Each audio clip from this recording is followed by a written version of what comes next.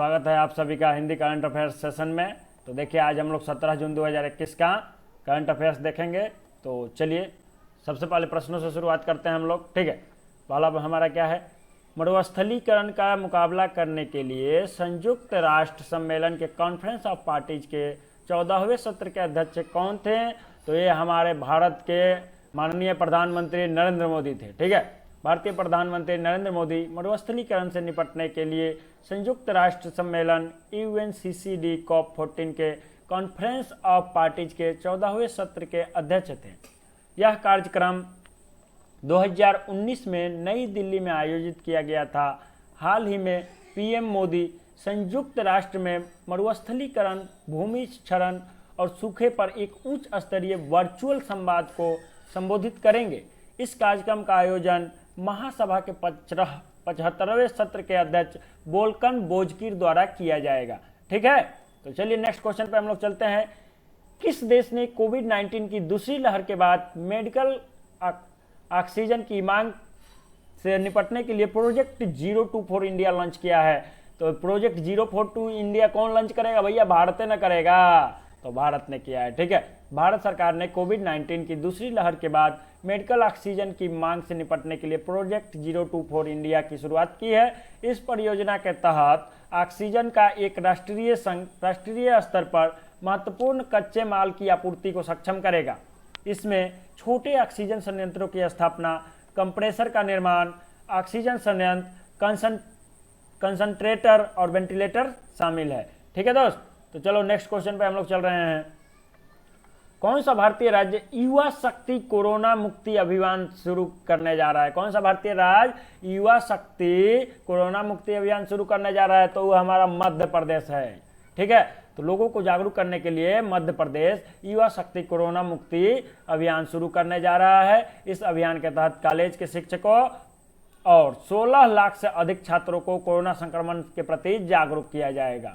ठीक है, तो चलिए नेक्स्ट क्वेश्चन पे हम लोग चल रहे हैं। हाल ही में के सुर्खियों में नफ्ताली बेनेट किस देश के प्रधानमंत्री हैं? ठीक है, हाल ही में सुर्खियों में रहे नफ्ताली बेनेट किस देश के प्रधानमंत्री हैं? तो भैया ये इजराइल के हैं। ठीक है, इजराइल के। ठीक है, इसके पहले कौन थे? Benjamin Netanyahu. ठीक है, बेंजामिन नेतन्याहू के 12 साल के कार्यकाल के समाप्त होने के बाद नफ्ताली बेनेट को इजराइल के नए प्रधानमंत्री के रूप में चुना गया है। ठीक है, इजराइल के सबसे लंबे समय तक प्रधानमंत्री रहे नेतन्याहू पर धोखाधड़ी का मुकाबला चल रहा है। ठीक है, इस साल मार्च में आम चुनाव के बाद उन्हें बहुमत का समर्थन नहीं मिला। तो बेनेट के 2 साल बाद, जब ये बेनेट के 2 साल कार्यकाल पूरा होगा तो उसके बाद में यायार लैपिड को प्रधानमंत्री बनाया जाएगा। ठीक है, तो चलिए नेक्स्ट क्वेश्चन पे हम लोग चल रहे हैं। राजा परबा जो हाल ही में मनाया गया किस राज्य का प्रसिद्ध त्यौहार है? तो ये हमारे ओडिशा का महत्वपूर्ण त्यौहार है। ठीक है, राजा परबा नारित्व का जश्न मनाने वाला 3 दिवसीय त्यौहार ओडिशा राज्य में मनाया जाता है। ठीक है, इस अवधि के दौरान यह माना जाता है कि धरती माता मासिक धर्म से गुजरती है और मानसून के आगमन के साथ भविष्य की कृषि गतिविधियों के लिए तैयार होती है। ठीक है दोस्त, तो चलो क्वेश्चन हमारा समाप्त होता है। अब देखते हैं राष्ट्रीय करंट अफेयर्स की सुर्खियां। ठीक है, तो आइए देखते हैं। सबसे पहला, केंद्र ने सरकारी कार्यालयों में उपस्थिति को विनियमित करने के लिए नए दिशा निर्देश जारी किए हैं। ठीक है, अवर सचिव और उससे ऊपर के स्तर के सभी अधिकारी 16 जून से लेकर 30 जून तक सभी कार्य दिवसों में कार्यालयों में उपस्थित रहेंगे। कौन से अधिकारी? अवर सचिव या उससे ऊपर, अवर सचिव या इससे ऊपर, इन लोगों का छुट्टी कैंसिल। ठीक है, 16 से 30 जून तक इन लोगों को कार्यालय में उपस्थित रहना है। ठीक है, अब देखो, सुप्रीम कोर्ट ने 2012 में केरल के 2 मछुआरों की हत्या के आरोपी 2 इतालवी नौसैनिकों के खिलाफ मामला बंद करने का आदेश दिया है। देखिए 2012 की घटना है, केरल के जो नौसैनिक थे वो मछुआरों को, ठीक है, गलती से शूट कर दिए थे, जिसमें 2 मछुआरे केरल के चल बसे थे। ठीक है, तो उस पर मुकदमा चल रहा था जिसको अभी समाप्त कर दिया गया है। ठीक है, तो चलो नेक्स्ट देखते हैं। बिहार स्थित लोजपा, लोक जनशक्ति पार्टी, चिराग पासवान वाला, ठीक है, इसमें फूट पड़ गया है। ठीक है, इसमें 5 लोकसभा सांसदों ने क्या किया है कि चिराग पासवान को नेता पद से हटा दिया है। ठीक है, और किसको चुन लिया है? पशुपति कुमार पारस को नेता चुन लिया है। ठीक है, देखिए वही ये लोक जनशक्ति पार्टी है जिसका नींव कौन रखे थे? रामविलास पासवान, रामविलास पासवान। ठीक है, इनका हाल ही में निधन हो गया है। इसके बाद में चिराग पासवान इनके बेटे हैं। ठीक है, उन्होंने शुरू किया, बट उन्होंने भी बिहार विधानसभा में अच्छा सफलता हासिल नहीं किए। शायद एक ही सीट इनको प्राप्त हुआ 243 में। ये बहुत ही गलत बात है। चलिए ठीक है। हरिद्वार में कुंभ मेले के दौरान 1 लाख से अधिक फर्जी कोविड जांच के आरोपों की जांच कर रहा है केंद्र सरकार। ठीक है, हरिद्वार में कुंभ मेला जो अभी लगा था हाल ही में, ठीक है, उसमें 1 लाख से अधिक फर्जी कोविड जांच के आरोप का जांच कर रहा है केंद्र सरकार। ठीक है, इसमें ऐसा ही गलती फर्जी प्रमाण पत्र बनवा के लोग क्या किए? कुंभ मेला में घुस गए। ठीक है, तो उसी की ये जांच कर रहा है केंद्र। ठीक है, अब देखो, राजस्थान सरकार प्राचीन संस्कृत शास्त्रों के ज्ञान को पुनर्जीवित करने के लिए वैदिक शिक्षा और संस्कार बोर्ड की स्थापना करेगी। ठीक है, वैदिक शिक्षा और संस्कार बोर्ड की स्थापना कौन करेगी? तो राजस्थान सरकार। कौन करेगी? राजस्थान सरकार। ठीक है दोस्त, ये बहुत बढ़िया कदम है। ठीक है, भारतीय संस्कृति को जीवित करने वाला कदम है। ठीक है, इससे हमें गौरवान्वित महसूस होना चाहिए और सभी राज्यों को ऐसा करना चाहिए। इसके साथ ही केंद्र सरकार को भी एक अलग से बोर्ड बनानी चाहिए जिससे कि भारतीय संस्कृति को और ज़्यादा बचाया जा सके। ठीक है, उसको संरक्षित किया जा सके। अब देखो, विदेश मंत्री एस जयशंकर ने दोहा में अपने कतरी समकक्ष मोहम्मद बिन अब्दुल रहमान अल थानी के साथ द्विपक्षीय सहयोग पर चर्चा की है। ठीक है, इसके अलावा देखिएगा, विदेश मंत्री एस जयशंकर ने केन्या व नैरोबी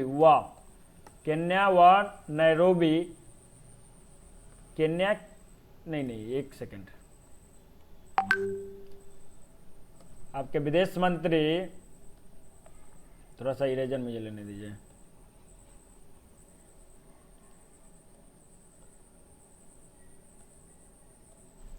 विदेश मंत्री एस जयशंकर ने केन्या के नैरोबी में पुनर्निर्मित महात्मा गांधी स्मारक पुस्तकालय का उद्घाटन किया है। ठीक है, केन्या के नैरोबी में पुनर्निर्मित महात्मा गांधी स्मारक पुस्तकालय का उद्घाटन कौन किया है? एस जयशंकर। ठीक है दोस्त, अब देखो आर्थिक करंट अफेयर्स की ओर हम लोग चल रहे हैं। ठीक है, तो देखिए इसमें सबसे पहले देखते हैं, कैनरा बैंक 12% हिस्सेदारी लेने के लिए NARCL national asset reconstruction company limited या बैड बैंक का प्रमुख प्रयोजक होगा। ठीक है, कैनरा बैंक।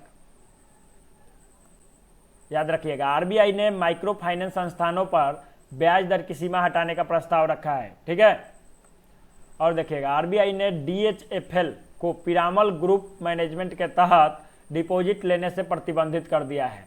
इसलिए आप लोग DHFL में पैसा मत लगाइएगा।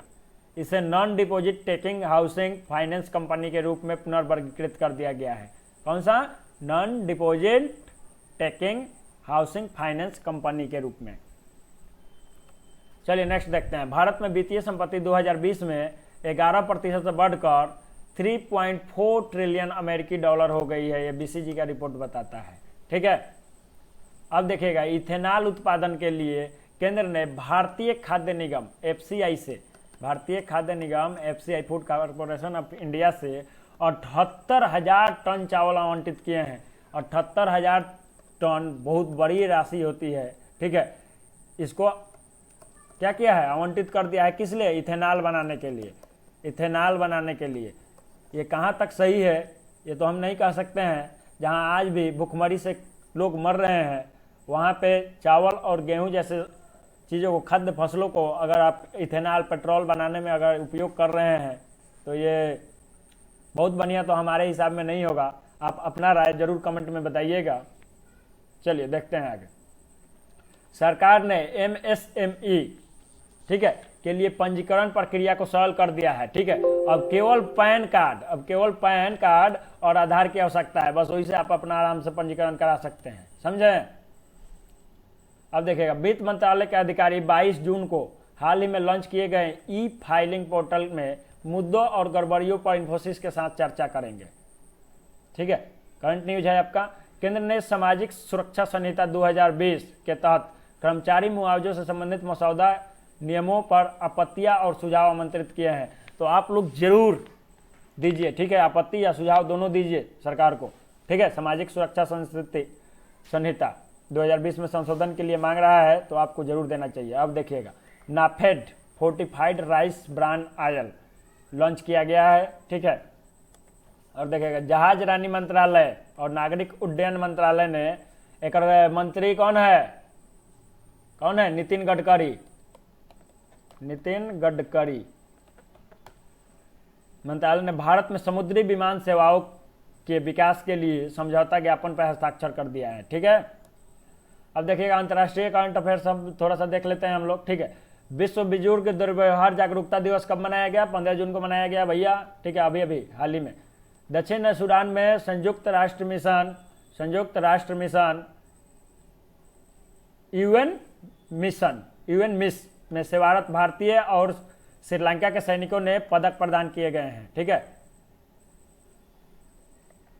और देखते हैं, नाटो नेताओं ने चीन को वैश्विक सुरक्षा चुनौती घोषित किया है। ध्यान रखिएगा, कोविड WHO ने, ठीक है, WHO world health organization WHO ने देशों से एक्सेस टू कोविड-19 टूल्स एक्सेलेरेटर के लिए $16 बिलियन के फंडिंग गैप को पाटने का आग्रह किया है। ठीक है, ब्रिटेन के PM बोरिस जॉनसन और उनके ऑस्ट्रेलियाई समकक्ष स्कॉट मॉरिसन मुक्त व्यापार समझौते पर सहमत हो गए हैं। ठीक है, अब ब्रिटेन और ऑस्ट्रेलिया में मुक्त रूप से व्यापार होगा। ठीक है, चीन, भारत और पाकिस्तान अपने परमाणु शस्त्रागार का विस्तार कर रहे हैं, ये सिप्री का दावा है। ठीक है, सिप्री क्या है? Stockholm international peace research institute. ठीक है, ये हर गतिविधि पे नजर रखता है। अब खेल कूद से प्रश्न हम देख लेते हैं। फुटबॉल, भारत ने दोहा में अफगानिस्तान के खिलाफ 1-1 से ड्रॉ के साथ फीफा विश्व कप क्वालिफाइंग अभियान समाप्त किया। ठीक है, भारत के डी गुकेश ने जीता $15,000 गर्लफ्रेंड चैलेंज शतरंज खिताब जीत लिया है भारत के डी गुकेश ने। ठीक है, ये बहुत ही गर्व करने वाली बात है भारत के लिए। तो चलिए दोस्त, आज के इस सेशन में इतना ही। जय हिंद, जय भारत। अगर आप लोग कमेंट करिएगा तो नेक्स्ट सेशन भी आएगा। ठीक है, डेली करंट अफेयर सेशन आएगा। तब तक के लिए धन्यवाद, नमस्कार, जय हिंद।